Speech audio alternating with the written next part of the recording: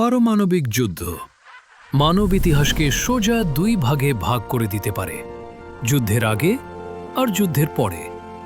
একটি মাত্র বিস্ফোরণেই হাজার হাজার বর্গ কিলোমিটার এলাকা আগুনে পুড়ে ছাই হয়ে যাবে, আর কয়েক ঘন্টার মধ্যেই প্রাণ হারাবে লক্ষ লক্ষ মানুষ। কিন্তু আসল ভয়টা শুরু হয় এর ঠিক পরের ধাপে, যাকে বলা হয় নিউক্লিয়ার উইন্টার বা পারমাণবিক শীতকাল। এই একটি ঘটনাই পৃথিবীতে বিলিয়ন বিলিয়ন মানুষের মৃত্যুর কারণ হয়ে উঠতে পারে। যখন একটা পারমাণবিক বোমা ফাটে, তখন এটি সূর্যের চেয়েও গরম একটা গ্যাসের বল তৈরি করে, যা আশপাশের সব কিছু মুহূর্তের মধ্যেই শেষ করে দেয়। এই আগুন থেকে তৈরি হওয়া ধোঁয়া আর কালো ছাই আকাশে উঠে পাইরোকিউমিলোনিম্বাস নামের বিশাল সব মেঘ তৈরি করে।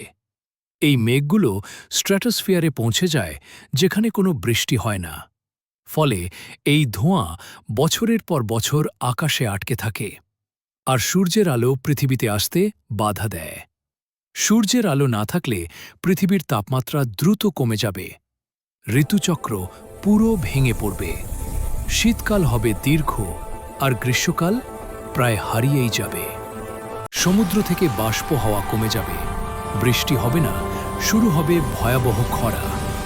আমেরিকা বা ইউক্রেনের মতো প্রধান কৃষি উৎপাদনকারী দেশগুলো বরফে ঢেকে যেতে পারে। এর মানে সারা বিশ্বে খাবার উৎপাদন প্রায় বন্ধ।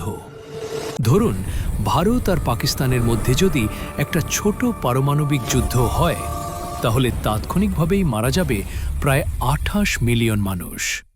এর ফলে তৈরি হওয়া নিউক্লিয়ার অ্যাটম সারা বিশ্বের কৃষিকাজ ধ্বংস করে দেবে। অনাহারে মারা যেতে পারে প্রায় 250 মিলিয়ন মানুষ। আর যদি যুদ্ধ বড় আকার ধারণ করে, তাহলে দুর্ভিক্ষে মারা যাবে প্রায় 2 বিলিয়ন মানুষ। এবং এখন চোখ রাখতে হবে মধ্যপ্রাচ্যের দিকে।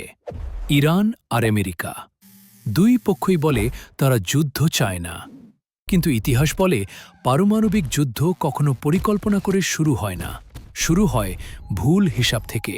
যদি ইরানের কোনো পারমাণবিক সেন্টারে বড় হামলা হয়, আর জবাবে ইরান যদি মার্কিন ঘাঁটি লক্ষ্য করে পাল্টা আঘাত হানে, তাহলে এই সংঘাত আর আঞ্চলিক থাকবে না।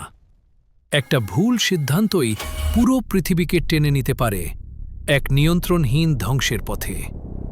সবচেয়ে ভয়ঙ্কর সিনারিও ন্যাটো বনাম রাশিয়া বা চীন। যদি এদের মধ্যে পূর্ণমাত্রার পারমাণবিক যুদ্ধ শুরু হয়, তাহলে শুরুতেই মারা যাবে প্রায় 360 মিলিয়ন মানুষ। আর এর পরের নিউক্লিয়ার উইন্টার পৃথিবীর 90% খাবার উৎপাদন বন্ধ করে দেবে। মাত্র 2 বছরের মধ্যে না খেয়ে মারা যাবে প্রায় 5 বিলিয়ন মানুষ। উত্তর গোলার্ধের দেশগুলো মানে রাশিয়া, চীন, আমেরিকা ও ইউরোপ প্রায় পুরো ধ্বংস হয়ে যাবে। অস্ট্রেলিয়া, নিউজিল্যান্ড বা আর্জেন্টিনার মতো দক্ষিণ দিকের কিছু দেশ হয়তো টিকে থাকতে পারে, কারণ তারা অনেক দূরে আর তাদের নিজেদের খাবার তৈরির ক্ষমতা আছে। শেষ কথাটা খুব সাধারণ, কিন্তু ভয়ঙ্কর সত্য।